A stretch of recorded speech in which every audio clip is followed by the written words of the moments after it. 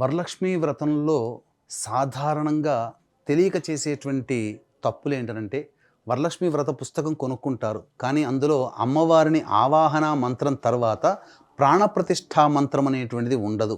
కాబట్టి మీరు పూజ చేసుకునేటప్పుడు ఈ వీడియోను పెట్టుకొని ప్రాణప్రతిష్ఠా మంత్రాన్ని చదువుకుంటూ అమ్మవారి గనక పూజ చేసుకుంటే అమ్మవారు మీరు పూజ చేసే కలశంలో స్థిరంగా ఉంటుంది.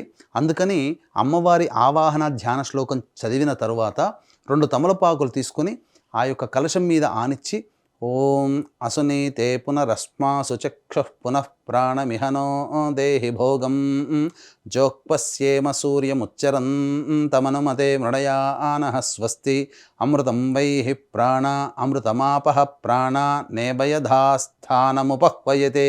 ఇలా యొక్క మంత్రాన్ని ఆ కలశం మీద తమలపాకులు ఆనిచ్చి 2 అక్షితలు పుష్పాలు వేస్తే అమ్మవారు స్థిరంగా ప్రాణప్రతిష్ఠగా మనం చేసుకున్న వాళ్ళమవుతాం. అలాగే వరలక్ష్మి వ్రతం చేసుకునేటువంటి ప్రతి మహిళ కూడా ఈ యొక్క హోమ కార్యక్రమాన్ని మన పీఠమాధ్వర్యంలో జరిపించడం జరుగుతుంది. జాతకరీత్యా సర్వదోష నివారణ పూజలు, హోమాలు, అలాగే లక్ష్మీ మూలమంత్ర సంపుటిత లక్ష్మీ సూక్త హోమం, కమలాత్మిక హోమం అనేటువంటిది రాత్రి 8వ తారీఖు రాత్రి 9 గంటలకి ప్రారంభమవుతుంది. 6 గంటల లోపల నమోదు చేసుకోవచ్చు.